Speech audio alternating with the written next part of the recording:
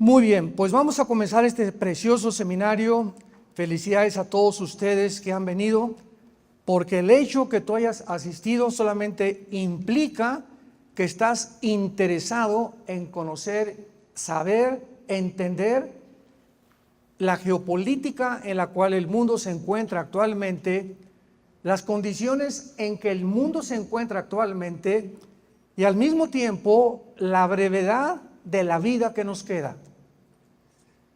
La Biblia lo repite continuamente: somos peregrinos en un mundo que no es de nosotros, en un mundo ocupado por el enemigo, donde estamos en un campo de guerra. Tenemos que entender estas verdades. Estamos en un mundo que es un campo de guerra, donde el enemigo tiene el control de las personas que no tienen a Cristo.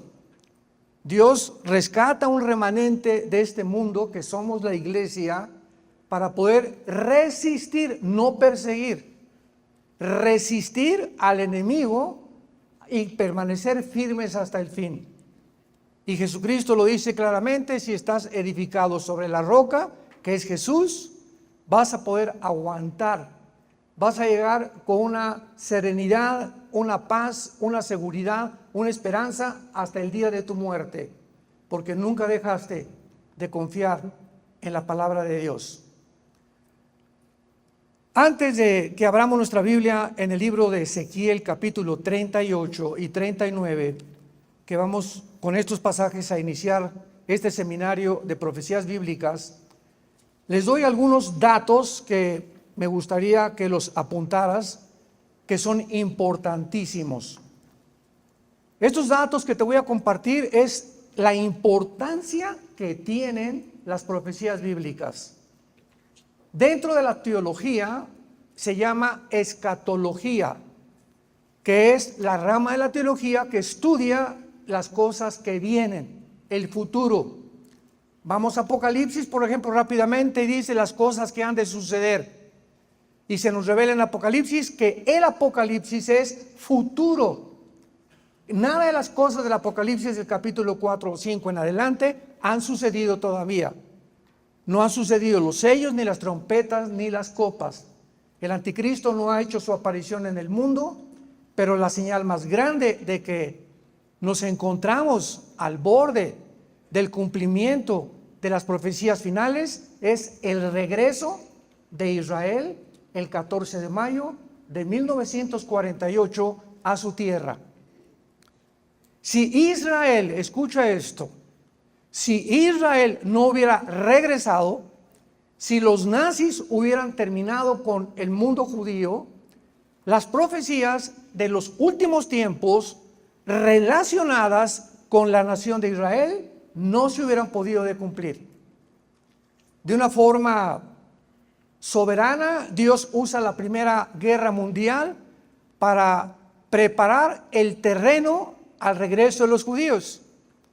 ¿Qué significa esto? Que después de la Primera Guerra Mundial, el mundo otomano turco o el imperio turco tenía ocupada toda la región geográfica del Medio Oriente. Entonces era lógico que los judíos no podían regresar cuando los otomanos turcos tenían el control del Medio Oriente. Los ingleses y los franceses sacaron a los otomanos turcos del Medio Oriente en 1923. El general Allenby entró, fue a Egipto y cambió completamente, radicalmente el mundo del Medio Oriente. Pero todavía no estaban preparados los judíos para regresar a su tierra. La Segunda Guerra Mundial los preparó para regresar a su tierra. Entonces Dios ha usado de una forma progresiva. No hay ningún evento, ningún suceso en la historia, ni en la geopolítica, que sea coincidencial, que sea un accidente. Todo está absolutamente conectado cuando comenzamos a ser guiados por el Espíritu de Dios, porque Él es el que nos guía siempre, y podemos conectar los dots, como dicen en inglés, las piezas del rompecabezas, y hasta que tengamos un panorama, una pintura completamente clara. Antes de poder comparar un evento, viene lo que decía Michael Land, el sensacionalismo o el amarillismo, que es tomar un versículo por acá, otro por acá, otro por acá, y armar una doctrina sin tomar en cuenta lo que dicen los otros pasajes del Antiguo Testamento.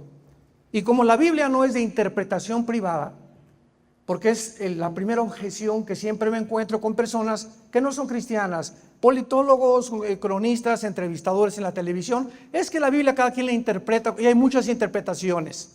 Discúlpeme, Señor, pero la Biblia no es de interpretación privada. ¿Qué quiero decir? Que es el mismo Espíritu Santo el que interpreta la Biblia. Segundo de Pedro capítulo 1. En otras palabras, voy a Apocalipsis y encuentro cuernos y el menorá y encuentro las bestias, etcétera, etcétera. Yo no puedo decir, bueno, yo creo que esto significa esto. Tenemos que buscar inmediatamente, al venir Apocalipsis, checar. Dos libros importantísimos. Uno, Daniel. Sin el libro de Daniel no se puede interpretar el Apocalipsis. Ni el Apocalipsis sin conocer Daniel. Y Zacarías y Ezequiel. Porque son pedazos del rompecabezas que Dios nos busca, nos dirige para que diligentemente podamos descubrir el significado. Mientras tanto, pues son solamente meras especulaciones y muchas veces hipótesis o pensamientos humanos, precisamente por la falta de coherencia y de unidad en la palabra de Dios. Los datos que les quiero dar a entender son los siguientes. Están dados por la Enciclopedia de Profecías Bíblicas de J. Barton Payne. Búscala, Enciclopedia de Profecías Bíblicas de J. Barton con B de burro, Payne, P-A-Y-N de Enrique, Payne. Escucha lo que dice. Hay 1240 profecías en el Antiguo Testamento. 1240 profecías en el Antiguo Testamento. Y 578 en el Nuevo Testamento. O sea, un total que todos los 66 libros de la Biblia contienen 1817 profecías. Estas profecías están contenidas en 8352 versículos de la Biblia.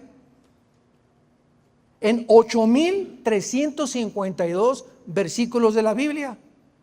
Y en la Biblia hay 31.125 versículos aproximadamente.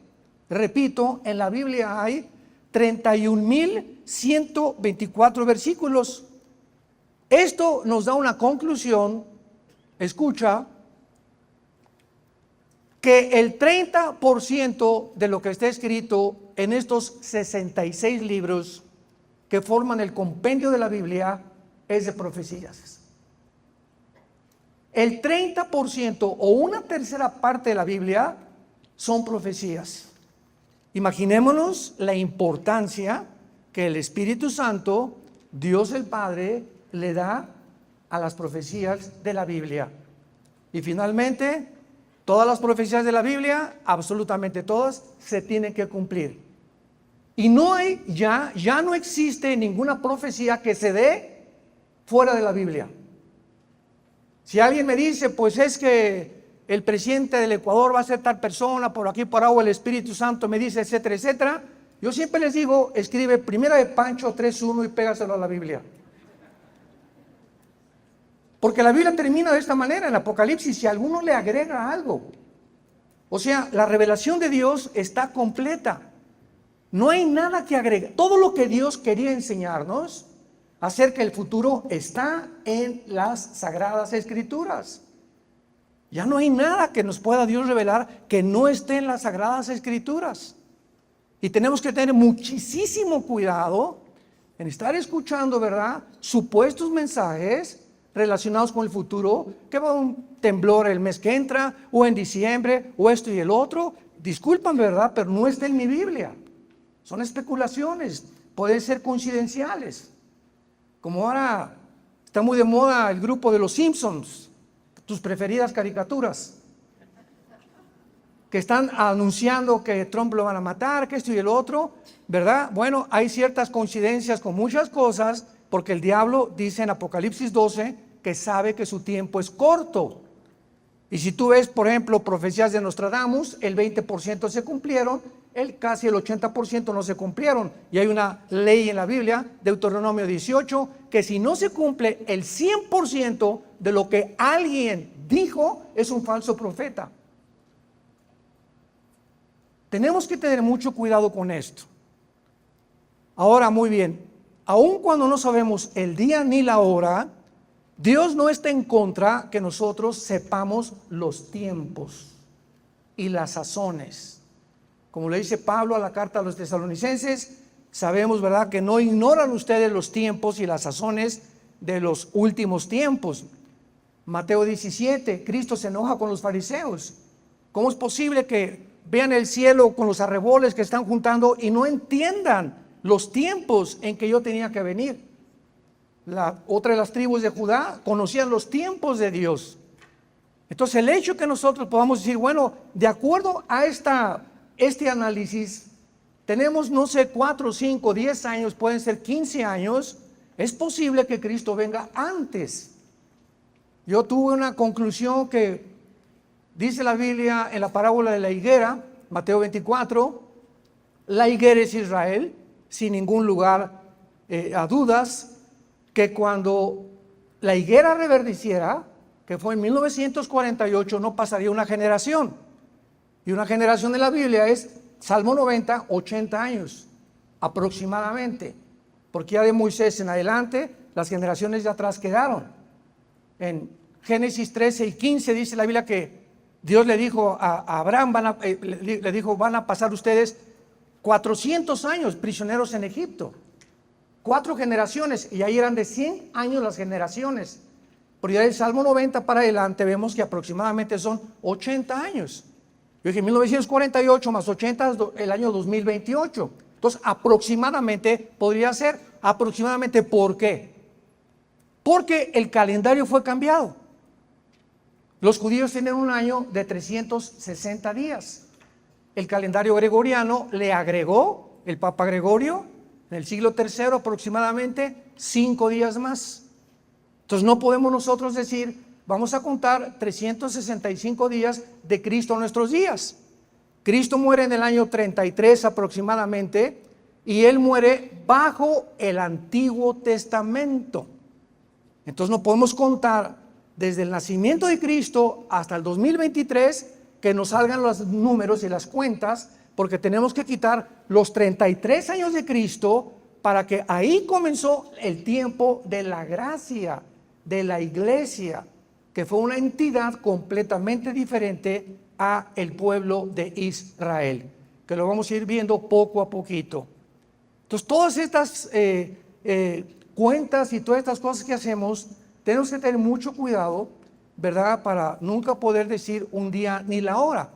Pero sí podemos decir, ¿verdad?, estamos en los tiempos finales, como lo estamos comprobando en la Biblia, y Dios nos está alertando, como le dijo a Noé, prepárate, porque no hará Dios nada sin que se lo revele a los profetas. Voy a destruir el mundo, prepara una arca. Y ahorita Dios nos está alarmando, nos está alertando, prepárense porque vengo pronto.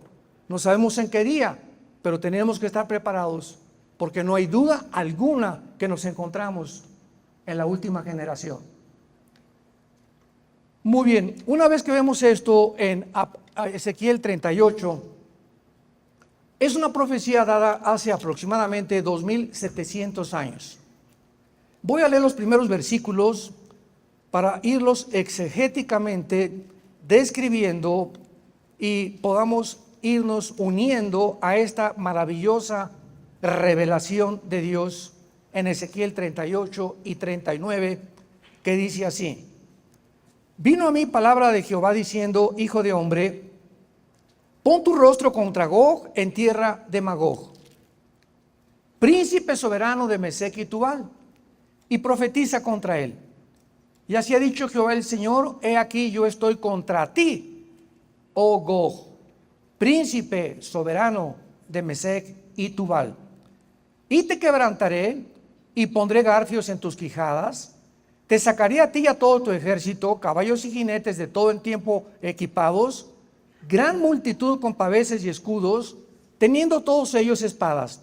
Versículos 5 y 6 son los más importantes de este capítulo, porque se describen las naciones, que hace 2600 años muchas no existían, y no se describen con el nombre que tienen ahorita.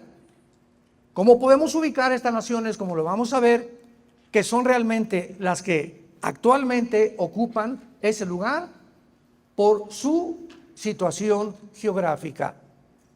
Persia, 1985 le cambió el nombre a Irán.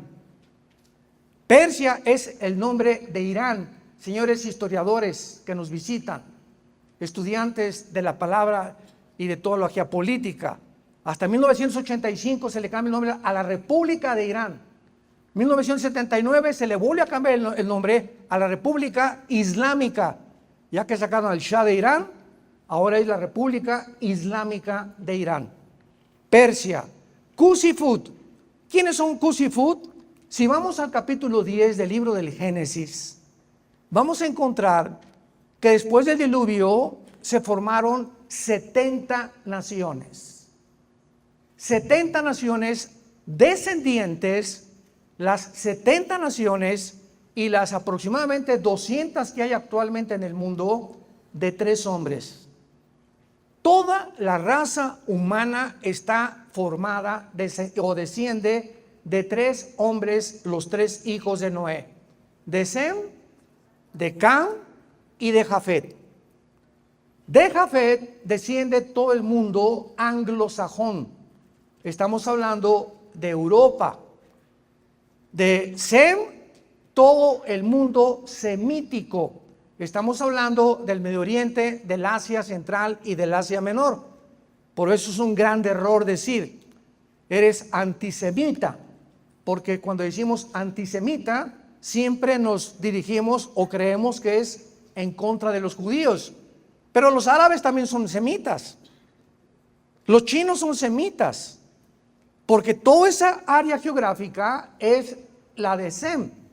Y todos estos que se formaron en el Asia emigraron a formar el continente americano en el cual tú y yo vivimos. Entraron por el estrecho de Bering, Alaska, y entonces los apaches, los sioux, los cherokees, los tlaxcaltecas, los zapotecas, los aztecas, los aucas, los lacandones, todos los indígenas que forman el continente americano, ¿de dónde salieron? ¿De dónde vienen? ¿Por qué tienen las mismas características faciales? La mayor parte de ellos, porque todos vienen del continente semítico o de la descendencia de Sem. Y finalmente tenemos a Cam, que formaron el continente africano. Así que todos en el mundo no hay más que 3 descendencias, de Jafet, de Cam o de Sem. Cuando la Biblia dice aquí en el versículo 5, Cus y Fut, vayamos rápidamente a Génesis capítulo 10 y veamos de quiénes de los 3 hijos de Noé descienden Cus y Fut. Dice así, versículo 5, de estos poblaron las costas según su lengua, conforme a sus familias, en sus naciones. Los hijos de ¿quién? De Cam. ¿Qué formó Cam? El continente africano. Cus, Mizraim, Fut y Canaán. Y los hijos de Cut, Seba, Avilá, Saftá, Rama, Sapteca, y los hijos de Rama, Seba y Dedán. Vemos inmediatamente entonces, regresamos a Ezequiel 38, que cuando la Biblia menciona a Cus y a Fut, se está refiriendo a las naciones del norte de África, que forman actualmente Marruecos, Libia, Sudán, Etiopía, etcétera, etcétera. Entonces vemos que regiones de África se están describiendo que formarán la alianza de la invasión futura contra Israel junto con Irán. Hasta ahí vamos bien. Ezequiel 38, versículo 6. Gomer y todas sus tropas, la casa de Togarma, de los confines del norte y todas sus tropas, muchos pueblos contigo. Cuando hablamos de Gomer, la mayor parte de los escatólogos en el mundo la relacionan con Alemania o la zona de la Anatolia geográfica que está alrededor de Armenia, de Argelia o de Turquía, porque Togarma es Turquía. Entonces aquí tenemos ya un grupo de naciones que está la Biblia describiendo que van a formar parte de una invasión futura. Esto es asombrosamente, con una exactitud que solo Dios la pudo describir, vendrán contra Israel. Vamos a trasladarnos ahora a los eventos del último año. Escuchen esto, del último año. Estas naciones nunca, jamás en la historia habían formado una confederación política.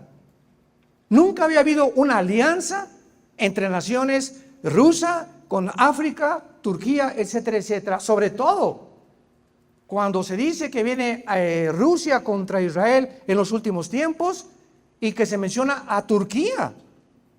Pero un momento, Turquía hace un año, yo platiqué con un amigo mío que amo mucho y que tiene otra perspectiva profética, y me decía: Armando, ¿cómo puedes incluir a Turquía cuando pertenece a la OTAN? O sea, al ejército de Europa.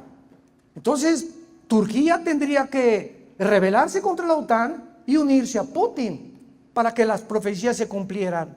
Y eso fue exactamente lo que sucedió durante la pandemia. Vamos a profundizar un poco más adelante acerca de esto, pero en la pandemia vamos a ver que se le cortaron a Rusia todas las transacciones internacionales del SWIFT. No podía Rusia ya transferir dinero a ninguna nación de Europa, ni Europa a Rusia. En fin, ¿verdad? De acuerdo al plan, porque fue un plan del presidente Biden, arrinconar económicamente a Rusia. Se les volvió la espada en contra de su propio corazón, porque no le hicieron absolutamente nada las sanciones económicas a Rusia, simplemente porque Rusia provee el 60% del gas a Europa a través del gasoducto Nord Stream, que intentaron volar y que volaron y causaron un daño increíble a Europa. Y si el 60% del gas viene de Europa a través de Alemania, y Alemania le surte a las demás naciones europeas el gas, por el amor de Dios, que cuando le dijeron: vamos a quitarte las transferencias bancarias y las económicas, Putin se rió. Absurdo completamente el plan del presidente de Estados Unidos, como han sido otras decisiones anteriores que han sido muy, pero muy fuera del sentido común y de la lógica más elemental. Pero vamos a ir más adelante a eso. Entonces vemos nosotros que aquí se describen estas naciones hace 2700 años que actualmente están unidas. El último acontecimiento es el golpe de estado en la nación africana de Níger. No Nigeria, porque Níger y Nigeria son dos naciones diferentes africanas. No cabe duda que el presidente Vladimir Putin, les voy a dar toda esta información para que vayamos uniendo lo que está pasando en el mundo con la Biblia. O sea, los acontecimientos no forman la Biblia, sino que la Biblia nos revela lo que está pasando actualmente. Entonces no podemos tomar una guerra o un temblor y buscar lo que esté en la Biblia, porque no todo está en la Biblia. Tenemos que tomar la Biblia y ver qué cosa está en la Biblia que está sucediendo en el mundo actualmente, para que nuestros ojos estén puestos en Jesús y sepamos que antes de que suceda, Jesucristo nos los dijo: se los digo para que cuando suceda recuerden que yo se los dije con anticipación. Yo soy Dios, el único Dios en el cielo y en la tierra y debajo de la tierra. Putin está determinado a moldear el futuro de la antigua Unión de Repúblicas Socialistas Soviéticas, conocidas como la Unión Soviética, antes de 1991. 1991, vimos un poco rápidamente ayer que Mikhail Gorbachev va con el Papa Juan Pablo II desde el Vaticano, usando la plataforma del Vaticano para lanzar un mensaje al mundo. El comunismo como ideología fracasó. Y Gorbachev dijo estas palabras, número uno, porque sacamos a Dios de la Unión Soviética, y número dos, porque nos aislamos del mundo capitalista. Ahora muy bien, Putin en el año 2000 entra como nuevo jefe de Estado en la actual Rusia, porque la antigua Unión Soviética se deshizo en 1991 en 15 repúblicas. O sea, casi el 30% del territorio, que pertenecía a la Unión Soviética se perdió en 1991 con la caída del comunismo. ¿Cuáles son estas naciones actuales? Que se separaron de la Unión Soviética: Kirguistán, Kazajistán, Kirguistán, todas las naciones que están alrededor del Mar Caspio y el Mar Negro. Y que, interesantemente, todas estas naciones forman la región geográfica de Magog. Hasta me da escalofríos la maravillosa exactitud de la palabra de Dios. Lo vamos a ver con más tranquilidad. Entonces, hubo un pacto que se llamó el Pacto de Varsovia el siglo pasado, donde bajo un presidente ruso se firmó con la OTAN. Y la OTAN es el ejército de Europa. Europa tiene un ejército, las naciones que pertenecen a la Unión Europea, que se llama la OTAN, la Organización de Naciones del Tratado del Atlántico del Norte, que es lo que significan las siglas OTAN. Muy bien. Y OTAN prometió a Rusia, después de que cayó el comunismo, que ya no se iba a extender la OTAN. O sea, que la OTAN ya no iba a tratar de avanzar hacia el norte de Europa y al oriente de Europa, que es casi, ¿verdad?, a la izquierda de Rusia, para ocupar esas naciones, porque harían peligrar la estabilidad y la seguridad futura de Rusia. O sea, olvídense ya de Rusia. Quédense ahí, por favor, señores, en la organización que tienen ahí en Europa, y no avancen más. Y se firmó un tratado. Sin embargo, a principios de este siglo se comenzó a violar este tratado. Y cuando entra el presidente Joe Biden, después la humillante derrota que tuvo en Afganistán, cuando el grupo talibán sacan a los norteamericanos de Afganistán, vergonzosamente dejando más de $6 billones en armamento, en helicópteros, en computadoras, en armas tecnológicas modernas, pues quedó bastante incómodo el presidente Biden, y llegamos a un punto ahorita en el mundo donde ya no es Rusia contra Ucrania. Lo voy a explicar. Estamos en un punto en el mundo donde los dos hemisferios del mundo, el occidental y el oriental, se enfrascan por primera vez. Siempre ha habido guerras, y Francia en África, Inglaterra en África, los musulmanes en el Medio Oriente, pero hasta este momento de la historia es las dos mitades del mundo, el Medio Oriente, el occidente y el oriente y el occidente, que se enfrentan como dos colosos para poder determinar quién finalmente se apodera del mundo entero. El presidente Biden es el primer presidente con esta ambición global ya.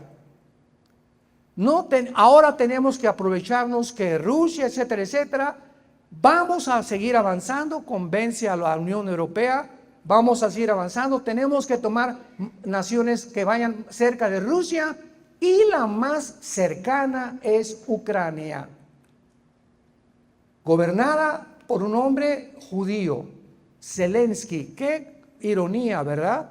Zelensky es judío. Muchacho joven que antes de ser presidente era cómico de la televisión. Era un comediante, nunca fue político. Vamos poquito a poquito. Entonces, dice Biden, ¿verdad? Vamos a tratar de avanzar hacia Ucrania.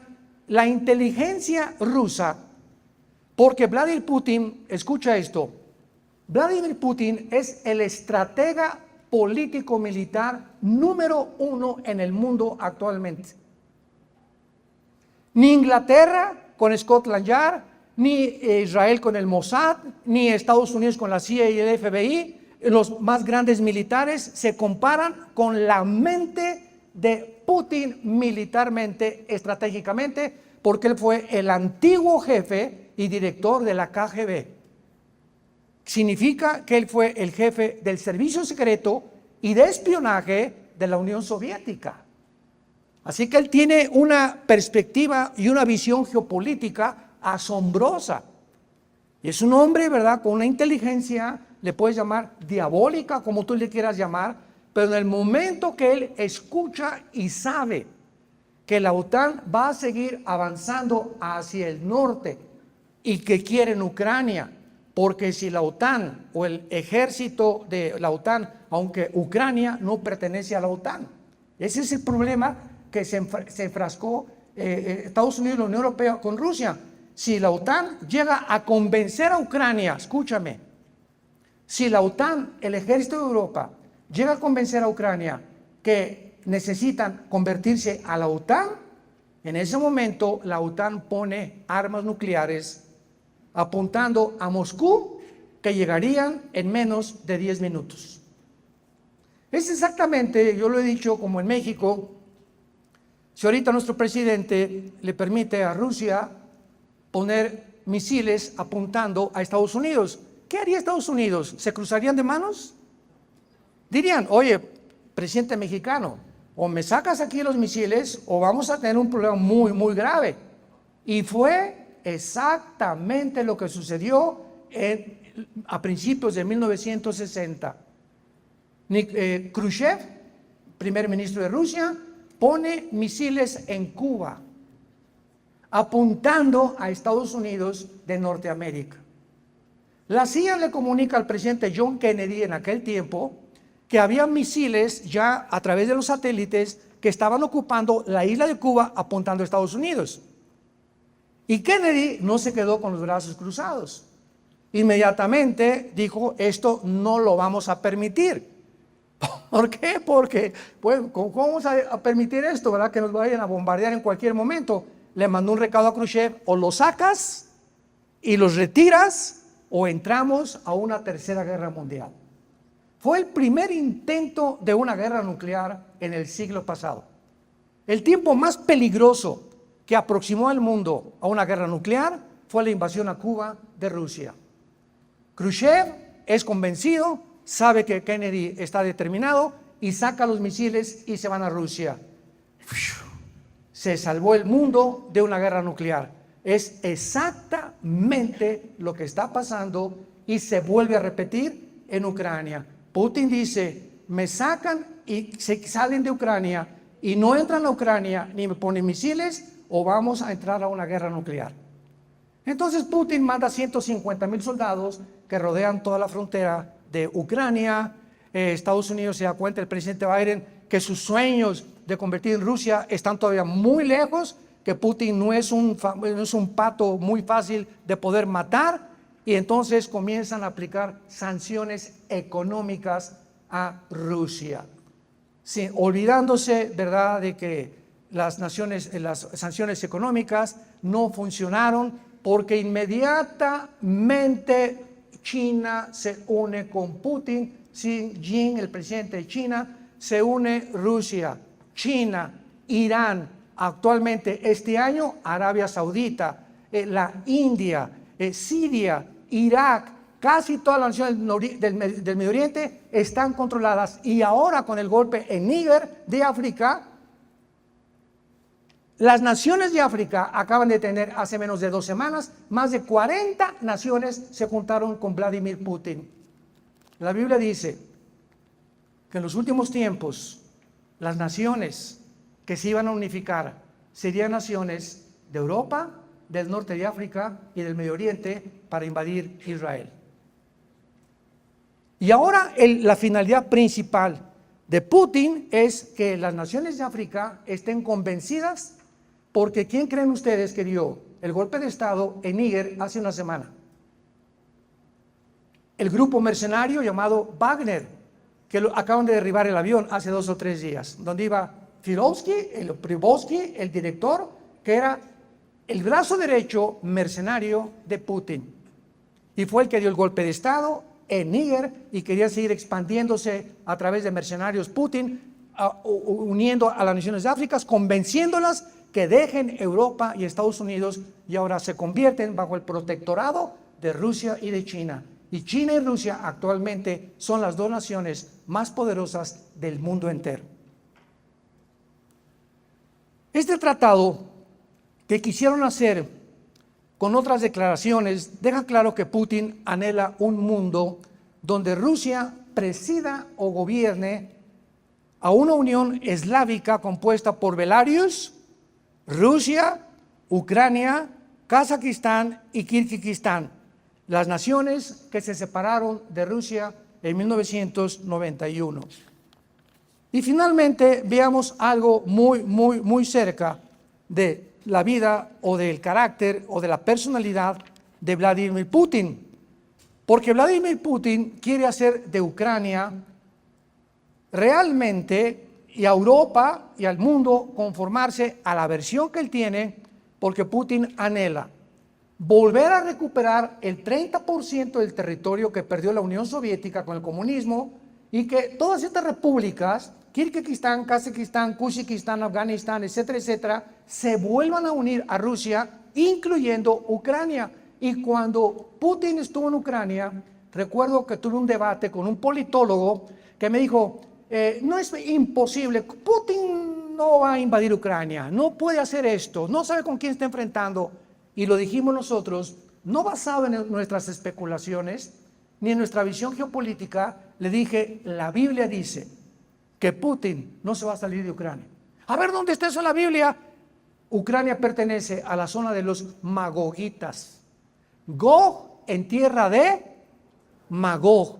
¿Quién es la región geográfica de Magog? Todas las repúblicas se separaron de Rusia, incluyendo Lituania, Estonia, incluyendo las que están junto al Mar Negro y al Mar Caspio.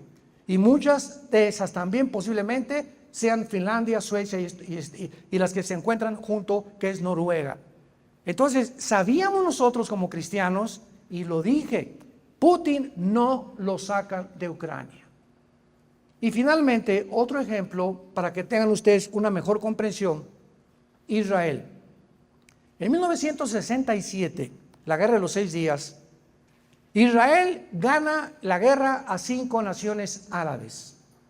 Israel entra a la península del Sinaí, conquista la Franja de Gaza, el Banco Oriental, e Israel conquista las colinas del Golán, que están al norte de Israel, junto al mar de Galilea casi, y es la frontera con la nación más grandemente enemiga, junto con Irán, de Israel. En 1967, en la Guerra de los 6 días, las Naciones Unidas le dijeron a Israel, sálganse de la península del Sinaí. Se salieron. Les permitimos que se queden con la Franja de Gaza, que es donde están los palestinos ahorita, y la Franja Oriental. Y sálganse de las colinas del Golán. Y entonces el general Moshe Dayan, que fue el jefe militar en la guerra del 67, que fue una guerra sobrenatural, dio esta orden: nunca, jamás nos saldremos de las colinas del Golán, porque es la frontera con Israel. Y si cedemos estratégicamente y militarmente a este punto, donde si las colinas del Golán son dominadas por Siria, no tenemos protección futura para nuestra autodestrucción. Entonces, hasta este momento, las colinas del Golán están vigiladas por el ejército de Israel. No pueden permitir que en la frontera tengan un enemigo. Rusia no podía permitir en su frontera que la OTAN pusiera armas nucleares. Y hasta este momento, si Ucrania se une a la OTAN, explota la guerra, porque Putin no lo va a permitir. Vayamos ahora, después de estos datos importantes, para comprender en qué situación se encuentra esta profecía. Gog es el nombre de un jefe, comandante. Se podría llamar el título de zar o el título de faraón. Es el nombre hebreo que implica liderazgo. Entonces, Gog se le da el nombre al líder de esta alianza o de esta invasión. Gog tendrá varias naciones, como estamos viendo, y poblados aliados a esta nación, como va a ser Israel, Irán, apúntalo, Turquía, Etiopía, Sudán, Libia, Somalia, Algeria y Marruecos. Cuando vino la pandemia, estas naciones africanas dependían del grano, del trigo y del gas, y lo tiene Rusia. Entonces comenzaron las naciones africanas a orillarse y alejarse del protectorado supuestamente de Estados Unidos y de la OTAN. Y la personalidad de la actual administración norteamericana bajo el gobierno o la administración de los demócratas se cayó en Europa, porque Europa descubrió también por primera vez desde la Segunda Guerra Mundial que ya no pueden seguir dependiendo de Estados Unidos. Que ya Estados Unidos tiene un frente. Ahora China está a punto de invadir Taiwán. Escuchen esto. En Taiwán se fabrica el 65% de los chips del mundo entero. Los chips de los carros, los chips de las computadoras. El que se apodere de la isla de Taiwán pone al mundo de rodillas. Casi es como apoderarse del petróleo del Medio Oriente, de Irak, Arabia Saudita y Siria.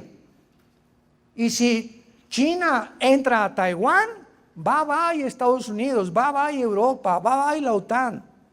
Van a controlar el mundo de la tecnología, como ya lo están haciendo.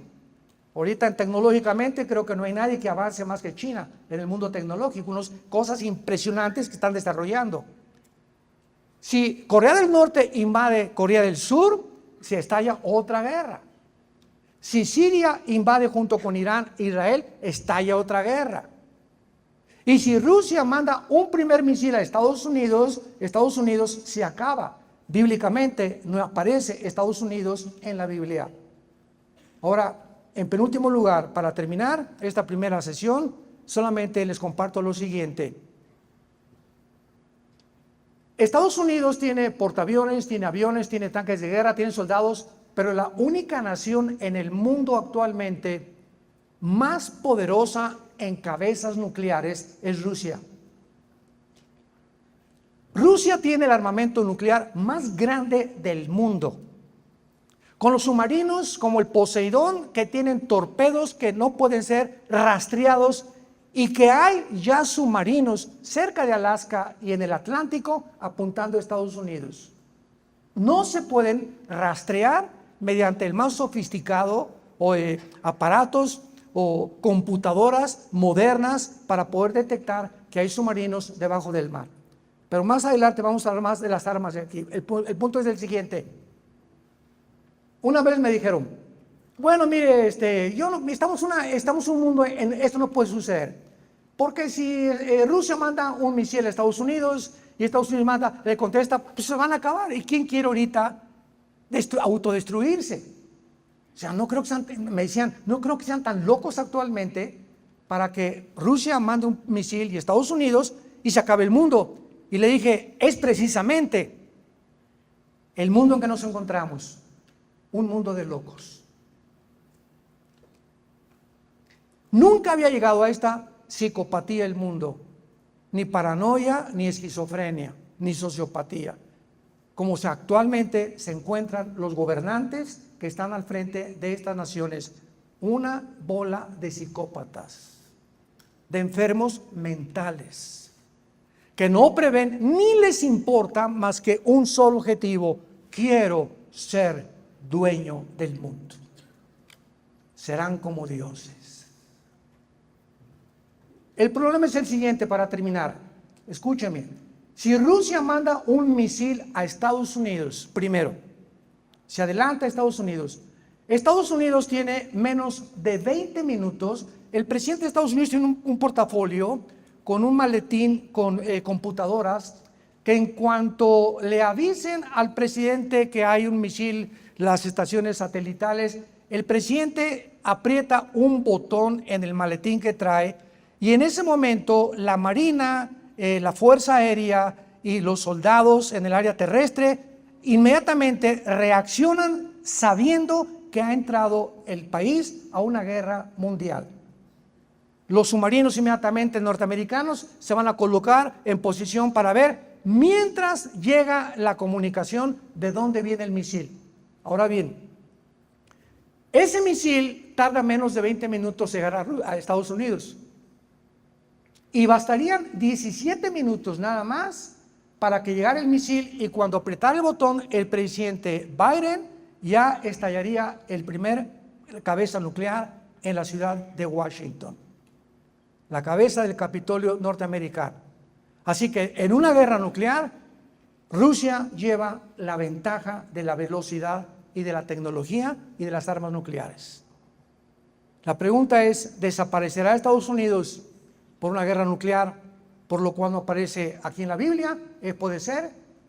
La segunda opción, el rapto de la iglesia, desaparecemos millones de personas, hay cantidad de senadores y gobernadores de Estados Unidos que son cristianos, vendría un caos económico, vendría una cosa que sacudiría de una forma emocional Estados Unidos. Y número 3, que pudieran perder claramente la economía y la superioridad que tuvieron desde la Segunda Guerra Mundial al tener el dólar como la moneda para comprar el petróleo. En estos días, en estas semanas, en este día que amanecemos, Rusia, China, Estados Unidos, Irán, Arabia Saudita están ya planeando comprar el petróleo en yuanes. En cuanto pierda su supremacía económica Estados Unidos y el mundo junto con el BRICS, se van a unir ya casi más de 15, 20 naciones al BRICS, que es otro grupo de naciones que están hartos de Estados Unidos y que quieren otra supervisión. Si llega este grupo a ascender como lo están prometiendo, esta semana se reunieron, ayer lo vi, a más de 10 naciones o 15 quieren unirse al BRICS. Estados Unidos se hunde porque su deuda es de 33 trillones de dólares. Sería impagable, se hundiría económicamente. Así que por cualquiera de esas 3 opciones, Estados Unidos está condenado como todos los imperios, los egipcios, los asirios, los babilonios, medos persas, griegos, romanos. No ha habido un solo imperio en la historia que dure mucho tiempo. Estamos en un punto culminante, emocionante en la historia, donde todas estas cosas podemos venir a este libro maravilloso que es la Biblia y darnos cuenta que los cascos del Apocalipsis se escuchan en el cielo, que podemos ya gritar: Señor Jesús, ven pronto, tu iglesia te espera. Y el que tenga sed, que beba del agua de la vida.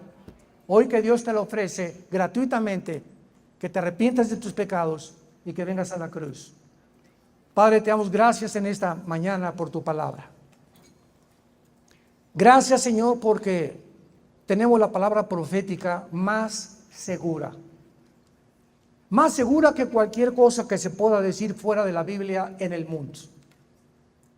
Y haríamos bien en estar atentos a esta palabra como una luz, más bien como la única luz, porque no hay otra luz más grande que la que Jesucristo nos dejó revelada en las Sagradas Escrituras.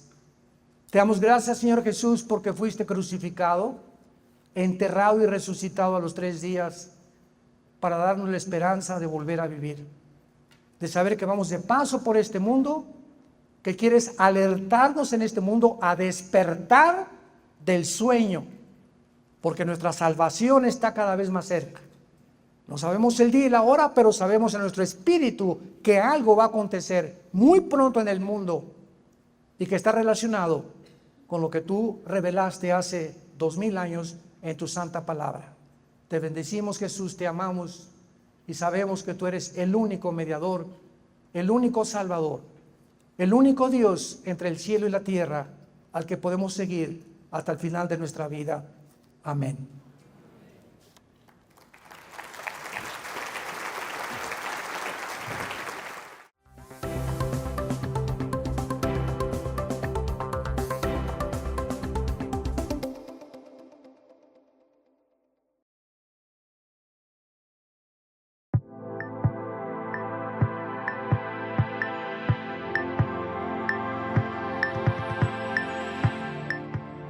Es para Vida Nueva para el Mundo un privilegio que usted nos permita llegar a través de este medio para que reciba una entrega más de esta serie de programas especiales Preguntas al Aire, a donde el doctor Armando Alducin va a continuar respondiendo a algunos cuestionamientos que quedaron pendientes de la semana pasada con respecto al pueblo de Israel. Por lo pronto damos la bienvenida y saludamos afectuosamente al doctor Armando Alducin. Doctor, ¿cómo está usted? Muy bien, muy buenos días. Ahorita ya me encuentro en la ciudad de Toluca. Gracias a Dios que ya podemos volar de Estados Unidos aquí a México y de México a Estados Unidos sin ningún contratiempo. Y pues vamos a aprovechar ya en tratar de estar un poco más seguido aquí en México ya con la dirección de Dios. Pues bienvenido, doctor.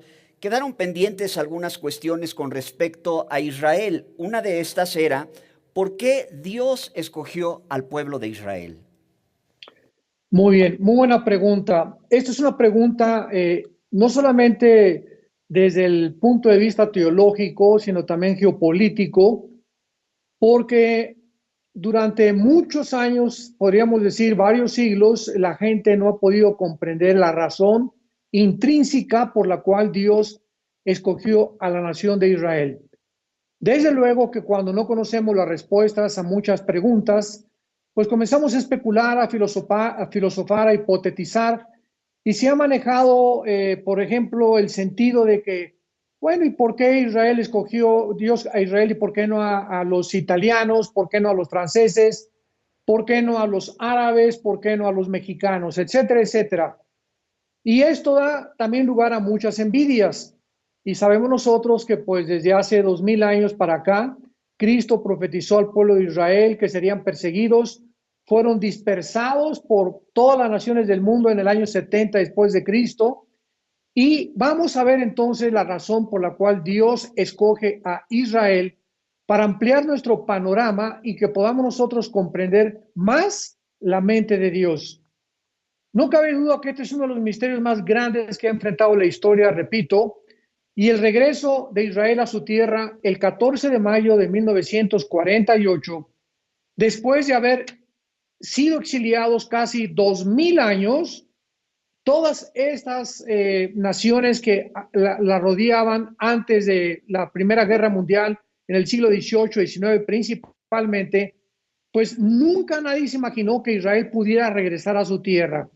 Sin embargo, vemos nosotros que esto fue un cumplimiento de las profecías bíblicas. En primer lugar, cuando Dios forma al ser humano, Dios es lógico que tenía que darle leyes al ser humano. Después de haber establecido las leyes cósmicas del espectro electromagnético, la ley de la gravitación, las leyes nucleares, la fuerza primera y la fuerza más débil de lo nuclear, Dios tenía que darnos leyes también éticas, leyes de que pudiéramos nosotros tener un código de conducta para poder vivir. Entonces Dios escoge a Israel para darle tres tipos principales de leyes. La primera, la ley donde ellos tenían que saber que Dios es un Dios moral. Dios es un Dios que tiene que juzgar el pecado, que nosotros recordemos que somos seres humanos, agentes morales responsables de nuestras acciones. Por lo tanto, necesitábamos un código de conducta. El hecho de que el ser humano haya caído en pecado y que hayamos nacido en pecado nos deshabilita, nos excluye para que nosotros nos atrevamos a definir el pecado. Entonces, el ser humano, por desconocer la ley de Dios, a lo bueno le llama malo, a lo malo le llama bueno. Pero en los 10 mandamientos que Dios le dio a Israel en el libro del Éxodo, encontramos el código de conducta más perfecto que existe, más que el código de Hammurabi, más que cualquier lección moral que los sumerios hayan podido heredar al mundo contemporáneo. Y en los 10 mandamientos que están en el libro del Éxodo, 4 mandamientos están relacionados con Dios y los otros 6 están relacionados con el ser humano. Ya sabemos que los que están relacionados con el ser humano son: no robarás, no mentirás, no matarás, no desearás la mujer de tu prójimo, etcétera, etcétera. Pero el ser humano también necesitaba saber cómo acercarse a Dios. Entonces, después de dar el código moral, Dios les da el código ceremonial en el libro de Levítico. Dios establece desde el principio que nos acerquemos a Él a través de la sangre. Y la sangre corre desde el libro del Génesis hasta Apocalipsis como una línea por toda la Biblia. Y muchas personas que no son cristianas dicen: oye, pero es que este es un libro ensangrentado. ¿Cómo es posible que Dios haya mencionado tantas guerras y tantos sacrificios, cientos y cientos de sacrificios que los judíos hacían para aplacar, ¿verdad?, el castigo o el juicio de Dios sobre el pueblo de Israel? Pero cuando nosotros vemos que Dios da un mandamiento, detrás se encuentra su sabiduría. Entonces, detrás de todo aquello que Dios dio y que sigue dando, tenemos que buscar su sabiduría, porque Dios es un Dios perfecto, Dios es bueno, Dios es justo, Dios es misericordioso y Dios es santo, santo, santo. Entonces, el ser humano tiene que comprender eso. Y en las leyes ceremoniales, dijo Dios: no se acerquen a mí sin antes haber derramado sangre de un animal inocente. El animal, de acuerdo, si eran clases pobres, podían ser aves o pájaros. Si tenían un poco más de dinero, becerros. Podían también traer la oveja, el sacrificio, los corderos, etcétera, etcétera. Y estos sacrificios eran un tipo de lo que vendría después, la persona de Jesucristo, donde en la cruz del Calvario Él era la consumación de todos estos sacrificios que se hicieron en el Antiguo Testamento. Ahora bien, la pregunta que corresponde a continuación es: ¿por qué la sangre de un animal inocente? Bueno, en el libro de Levítico capítulo 11, versículo 17, la Biblia dice: la vida de la carne está en la sangre. Y ustedes que nos están viendo en este momento, apunta ahí en tu Biblia la palabra vida, ponle arriba si quieres o en el margen de tu Biblia. La palabra vida es la palabra hebrea nepesh. Se escribe con S de Samuel, H al final, al principio con N de Nancy, nepesh. Pero la SH en el hebreo se pronuncia como J. Entonces se pronuncia nepej con la J al final. Y esta palabra significa el alma. Entonces vamos otra vez a volver a citar este versículo con el original hebreo. El alma se encuentra en la sangre. El alma se encuentra en la sangre. El alma es la vida del cuerpo que está a través de la sangre irrigando desde la punta de los pies hasta la punta de la cabeza. Y cuando Cristo derramó su sangre en la cruz, ¿qué cosa fue lo que derramó? Su vida, porque su vida estaba en la sangre. Entonces, toda la sangre de Cristo tenía que salir de su cuerpo hasta la última gota, porque derramó como libación su alma por nosotros. Y es en esa alma, en esa sangre, donde se encuentra el sustituto para pagar por la vida que nosotros teníamos que pagar por los pecados que hemos cometido. Entonces Dios, al dar las leyes ceremoniales, les explica en el libro de Levítico la razón de los sacrificios, y el libro de Hebreos, que todo cristiano debe estudiar, explica ya claramente de la A, la B, la C, etcétera, etcétera, las razones de cada sacrificio, las razones de por qué los sacerdotes del Antiguo Testamento no podían continuar, porque moría un sacerdote en el Antiguo Testamento, el hijo tenía que tomar el lugar. Tenía que ser de la familia de Aarón, que era el hermano de Moisés, y de la tribu de Leví. Entonces todos los sacerdotes tenían que morir. Y Dios escoge un sacerdocio desde Génesis capítulo 14, que se llama el sacerdocio de Melquisedec. La palabra Melquisedec significa el rey de justicia o el rey de Salem o Shalom. Y a ninguna criatura, ni ángeles, ni principados, ni al arcángel Miguel, ni al ángel Gabriel, a nadie se le puede adjudicar el título de rey de justicia más que a Jesucristo. Y en el capítulo 9 de Hebreos encontramos la historia de Melquisedec, que es un representante de Cristo para el Nuevo Testamento. En otras palabras, el sacerdocio de Cristo, cuando él muriera en la cruz y abriera sus brazos, tenía que ser un sacrificio eterno. Y al morir Cristo, ya no se necesitaban sacerdotes para seguir ofreciendo sacrificios, porque dice Hebreos 10, del 10 al 12, que por un solo sacrificio nos hizo perfectos a todos.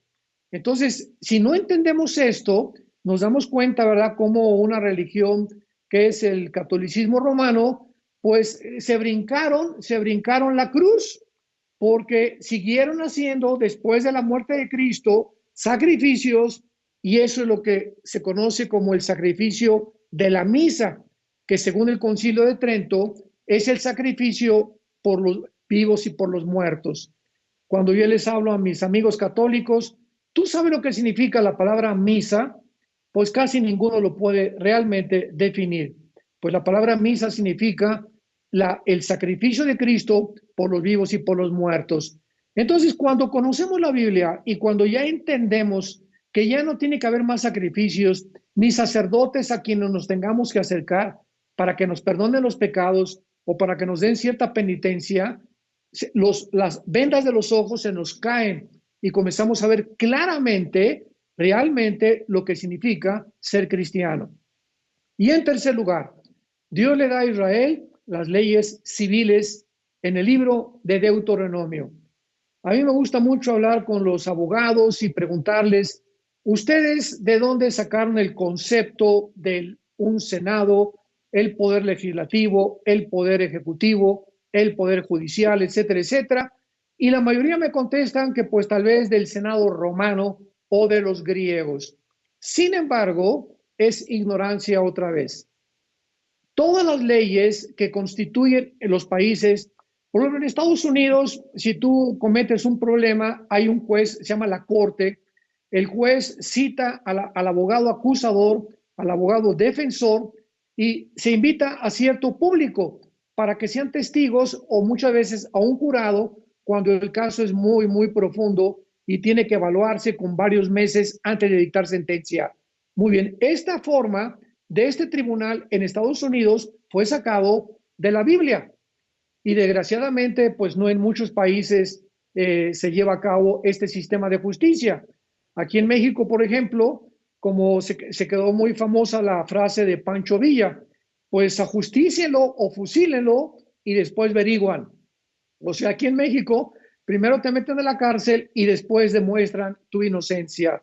En Estados Unidos esto es en contra de la ley. Para que te metan a la cárcel y para que te puedan sentenciar, necesitan primero demostrar que eres culpable. En fin, bueno, entonces en Deuteronomio, por ejemplo, capítulo 1, pues Dios le dice a Moisés, escoge líderes de cada grupo, de cada tribu, para que pongan una venda en sus ojos y no vean a la persona que están juzgando.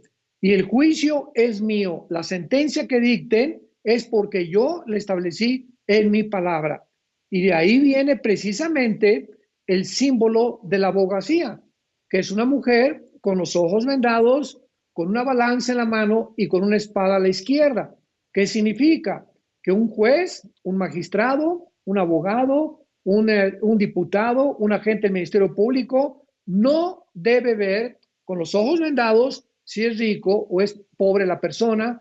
Tiene que efectuarse la justicia de acuerdo a la Constitución y a nuestras leyes, y por otro lado, la balanza tiene que ser equitativa.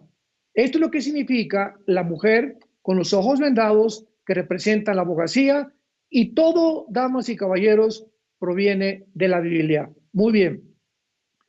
Una vez que hemos visto por qué Dios escoge a una nación, tenía que escoger una nación para darle estas leyes. Si hubieran sido los mexicanos, los hondureños hubieran dicho, ¿y por qué no nosotros? Si hubieran dicho los españoles, ¿y por qué no nosotros? En fin, la cuestión es que Dios escoge una nación y en su soberanía le agradó escoger un grupo de personas que ocupan una región geográfica que abarca posiblemente el tamaño del estado de Nueva Jersey en Estados Unidos. Un pequeñito grupo, punto geográfico, rodeado de 22 millones de naciones árabes, que son 4 o 5 veces más grandes que el Estado de Israel. Y vamos a ver más adelante por qué Dios hizo también eso. Entonces Dios escoge este punto geográfico y en cuarto lugar Dios escoge, aparte de darle estas 3 leyes, para que a través de los judíos viniera el Mesías, el Amashiach, que era el libertador que nos iba a sacar del pozo donde caímos, del pecado donde la raza humana se encuentra, de la confusión donde ahorita se encuentra la raza humana. Hoy en la mañana venía platicando con una persona y le venía diciendo, estamos en un mundo al revés. Todo lo están haciendo al revés. La ciencia está enloquecida con un virus microscópico que los ha avergonzado, los ha humillado. Cada semana descubren algo nuevo, cada semana descubren que se equivocaron ahora con los ventiladores y que ahora los ventiladores estaban matando y ahogando a las personas porque nunca debieron haberlos usado. Bueno, ya no quiero seguir con este tema, ¿verdad? Pero estamos en un mundo al revés. En lugar de que se nos permite ir a la playa, que salgamos al oxígeno, ahorita que estoy aquí en la ciudad de Toluca, veo a mucha gente en las calles corriendo, haciendo ejercicio con la máscara. O sea, ¿qué es lo que están respirando? En lugar de que respiren oxígeno, cuando respiramos, inhalamos oxígeno y exhalamos, verá, monóxido de carbono. Entonces, se están envenenando. O sea, tú traes la máscara y te la pones cuando la necesitas, pero por el amor de Dios, no vas a la playa a hacer ejercicio ni andas caminando con la máscara. En fin, ¿verdad? Es un mundo al revésado. Entonces, Dios trae a través de los judíos a Jesucristo para que cuando Jesucristo naciera y sea la única persona en la historia humana, es el único personaje en la historia humana de quien se puede trazar su genealogía desde Abraham y desde Adán. Si tú buscas, por ejemplo, quién fue tu tatarabuelo, ya no digamos el bisabuelo, sino el tatarabuelo o bisabuelo, etcétera, etcétera, pues no vas a llegar más lejos en tu árbol genealógico. Regularmente en Europa los reyes de Holanda, de España, de Inglaterra, tienen una genealogía que abarca, ¿verdad?, hasta 6, 7 generaciones hacia atrás, pero de Jesucristo se puede trazar su genealogía desde Adán hasta que Jesucristo nació. Y cuando Él nace, Él puede demostrar que realmente Él era el Mesías, porque descendía de la línea de Abraham, de Isaac, de Jacob, del rey David, de la tribu de Judá, porque tenía que ser de la tribu de Judá. De las 12 tribus que había, solamente Judá era la que Dios había escogido para que naciera el Mesías. Entonces, por eso Dios escogió a Israel. Y además, en último lugar, para darnos las Sagradas Escrituras.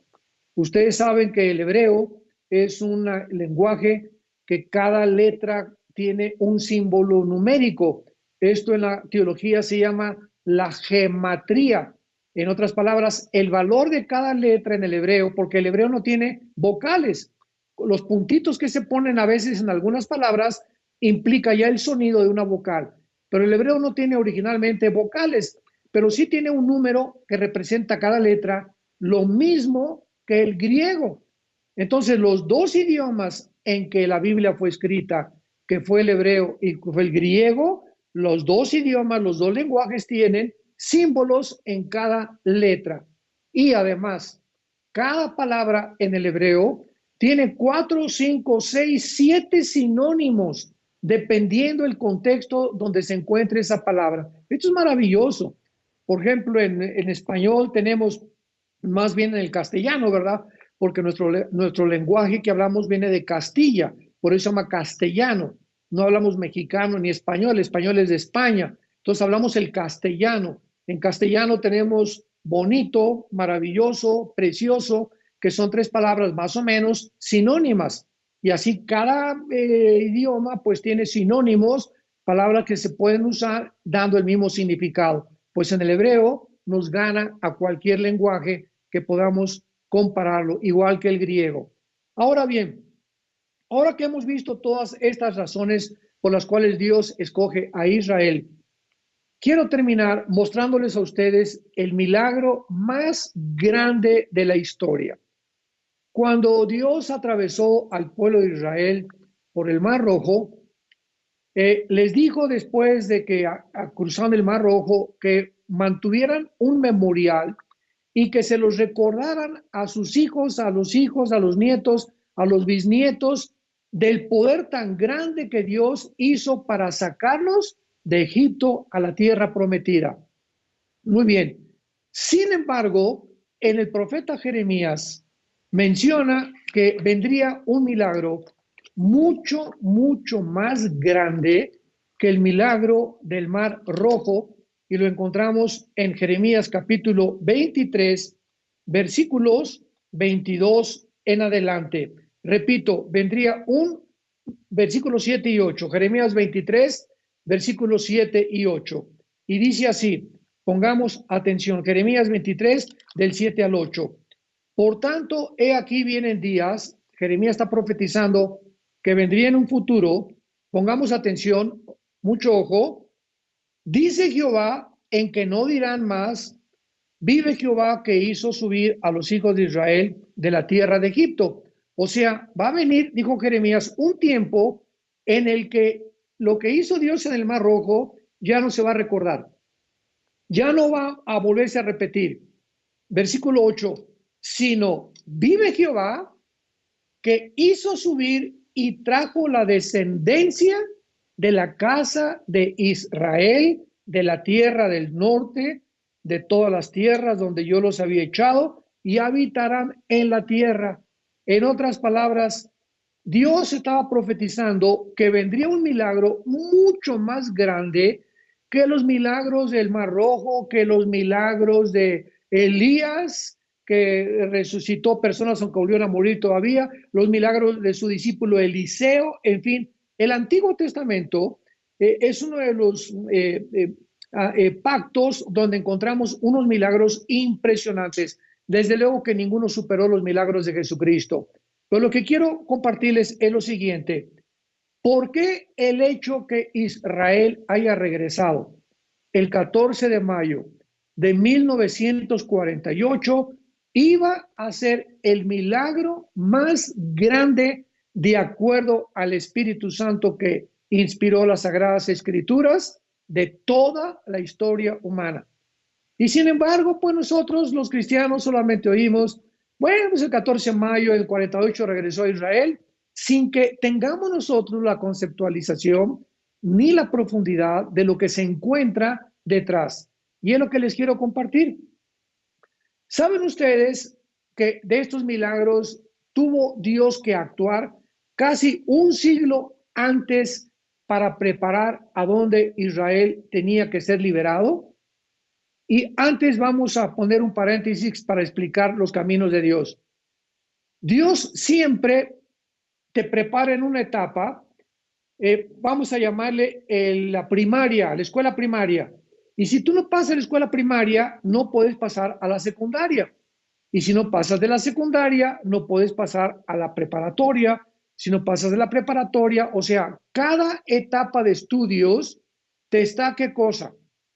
Capacitando para que brinques a otra etapa un poco más complicada, con más información, más difícil, pero sin embargo te va desarrollando más y más tu mente, tu capacidad, tu perspectiva, tu responsabilidad y tu disciplina como ser humano. Entonces, toda la vida son etapas. Hasta los 10 años tenemos la niñez, de los 10 a los 20 otra etapa, de los 20 a los 30 la juventud, de los 30 a los 40, etcétera, etcétera. Y si tú entre los 20 y los 30 no pudiste desarrollar lo que Dios quiso que tú desarrollaras, comida sana, ejercicio, etcétera, etcétera, pues vas a pasar la época de los 30 a los 40 más difícil, porque pasaste de panzazo.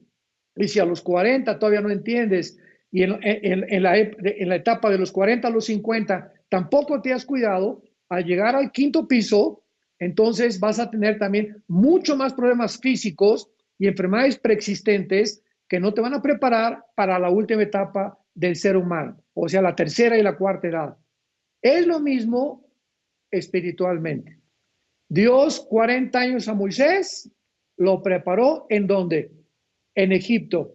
Moisés estudió biología, matemáticas, astronomía, milicia y todas las disciplinas académicas que me quieras mencionar durante 40 años. Y después de esos 40 años, tú dices, bueno, lo está preparando para ser el próximo faraón, porque él como hijo de la hija del faraón, él era el heredero de Egipto, pero Dios lo estaba preparando para llevárselo a la otra etapa. ¿Cuál fue la segunda etapa de Moisés? No fue a ser el faraón ni el rey de Egipto, lo preparó para irse a un desierto 40 años para ver lagartijas.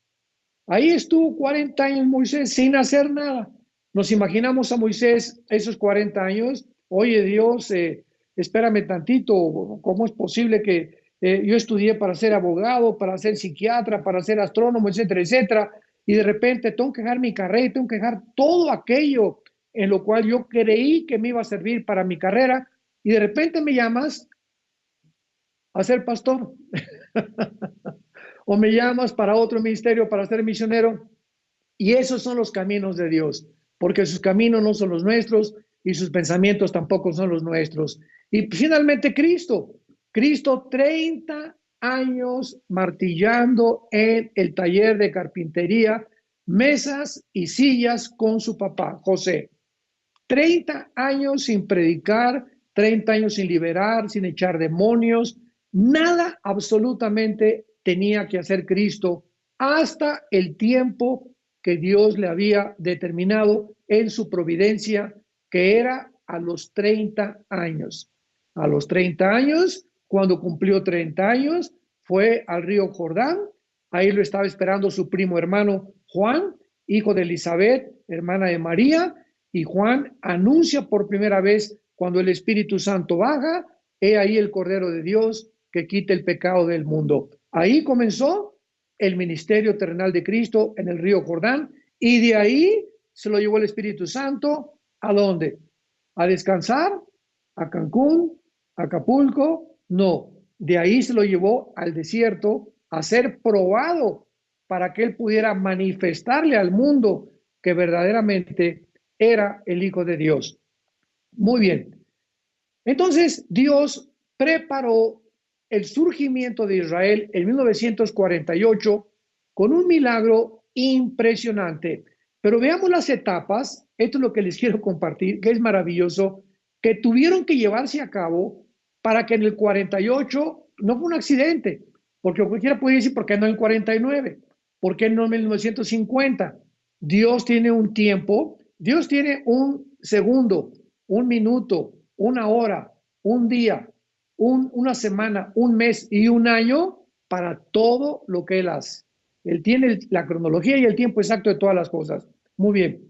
En el libro de Esdras, capítulo 1, vemos nosotros un ejemplo de cómo Dios comienza a preparar los planes que tarde o temprano los va a cumplir. Vemos que despierta Dios, número 1. Dios comienza dando el primer paso para que Israel regresara en el 48 en el siglo XIX, despertando a un judío llamado este hombre para que pudiera él levantarse y comenzar a conocer Teodoro Herzl. Teodoro Herzl es un judío que comenzó en el siglo XIX a tratar de, por favor, necesitamos regresar a la tierra, pero en el siglo XIX, ¿verdad? Estaba en manos, era un desierto, la tierra de Israel, se le llamaba Palestina porque un emperador romano le cambió el nombre de Israel para borrar el nombre de Israel y que se llamara Palestina. En fin, Dios comienza despertando a un hombre, el espíritu de un hombre, para que este hombre pudiera poner la primera piedra en el regreso a Israel. Y lo vemos en el libro de Esdras, capítulo 1, lo que hace Dios cuando Él prepara algo que nosotros vamos a completar. Dice el capítulo 1 de Esdras, versículo 1. En el primer año de Ciro, rey de Persia, para que se cumpliera la palabra de Jehová por boca de Jeremías, despertó Jehová el espíritu de Ciro, rey de Persia. Dios despierta el espíritu de un rey que no era cristiano. Dios es soberano y él le llama más tarde a Jeremías, que 130 años antes de que Ciro pudiera tomar el poder en Medo-Persia, que es actualmente Irán, ya Isaías había profetizado 100 años antes, inclusive el nombre de Ciro, para que se cumpliera la profecía. Entonces Dios despierta el nombre a Ciro, rey de Persia, el cual hizo pregonar para que por escrito que en todo el reino se le dijeran a todo el mundo que él ha manifestado y ha mandado que se le edifique casa en Jerusalén. Vemos pues este rey Ciro, que fue el que dio la orden, la primera orden, después la completó Artajerjes en el libro de Nehemías capítulo 2, pero Ciro es iluminado por Dios para que él dé la orden que comience a reconstruirse la casa de Israel. Pero aunado a eso, aquí está el rey, y en el versículo 5 de Esdras capítulo 1, vean ustedes lo que Dios hace ahora con los líderes de Israel, con su pueblo. Entonces se levantaron los jefes de las casas paternas de Judá y de Benjamín, los sacerdotes y los levitas, aquellos cuyo espíritu despertó Dios para subir a edificar la casa de Jehová, la cual está en Jerusalén. ¿Qué es lo que vemos delante de nosotros? Que cuando Dios trabaja o quiere Dios trabajar, hacer algo con su pueblo, Dios tiene que trabajar con los gobiernos también. Entonces, los gobiernos que son los líderes y los que más influencia tienen sobre la gente, son por lo cual se nos manda orar por ellos. Dios despierta a un gobernante y al mismo tiempo el mismo deseo y voluntad lo pone en los líderes espirituales de Israel. Esto fue lo que hizo Dios con Teodoro Herzl, que despertó su espíritu, y entonces hasta 1923 nos brincamos, ¿verdad? Casi 40, 50 años de Teodoro Herzl al siglo XX, donde Dios comienza a despertar el espíritu de los ingleses. Y entonces los ingleses le ganan al imperio otomano turco, que habían casi dominado el mundo por 450, 500 años. Y si no hubieran los ingleses conquistado a los otomanos turcos en 1923, Israel no hubiera podido regresar, porque el Medio Oriente estaba en manos de los musulmanes, del imperio otomano. Entonces Dios primero, vamos por orden, despierta a un hombre, pone en su espíritu el deseo de reconstruir. Pasan casi 40, 50 años, Dios da el segundo paso, Dios despierta a un gobierno, a los ingleses, para que conquisten a los otomanos turcos y los saquen de Israel. Y después Dios hace resurgir los estados árabes. O sea, desde 1517, que el imperio otomano turco estuvo casi gobernando parte de Europa y del Medio Oriente, hasta 1917 el Medio Oriente estaba bajo el imperio otomano. Y llegan los ingleses y entonces pasa algo maravilloso que vemos en el libro de Jeremías, capítulo 12, donde hay una profecía de que cuando Dios levantara a Israel en el 48, alrededor de Israel surgirían los estados árabes que actualmente forman la geografía del Medio Oriente. En otras palabras, antes de 1925 no existía el Medio Oriente como lo encontramos ahora. No existía la frontera entre Siria y entre Irak, no existía la frontera con Jordania, ni con Egipto, ni con el Líbano, ni con todas las naciones que están alrededor de Israel. Fueron los ingleses los que repartieron el Medio Oriente junto con Francia después de 1930 hasta 1950. Por ejemplo, nada más síganme con mucho cuidado, Afganistán obtiene su independencia hasta 1919. Egipto, 1922. Arabia Saudita, 1932. Persia o Irán, 1935. Líbano en el 43. Siria y Jordania en el 46. Israel en el 48. En menos de 30 años, el siglo XX, vemos nosotros, estas naciones se independizaron y formaron las naciones que actualmente forman el Medio Oriente. Y todo preparándose para que Israel regresara el 48 a su tierra. Y finalmente, pues vino la Segunda Guerra Mundial. Los nazis matan a 6 millones de judíos.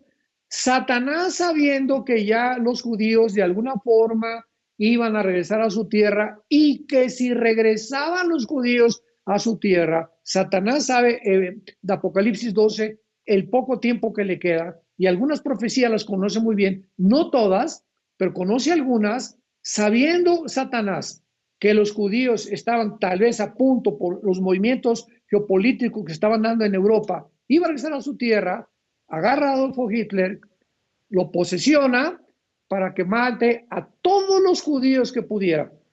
Y actualmente los sociólogos y los psicólogos y los psiquiatras nunca han podido entender por qué Hitler deja a Inglaterra y a Estados Unidos, a Canadá y a Japón, que eran sus enemigos, y se vuelve en contra de los judíos, sin que en ese tiempo los judíos en la Segunda Guerra Mundial no tenían ejército, no tenían armas, no tenían tierra, no tenían nada.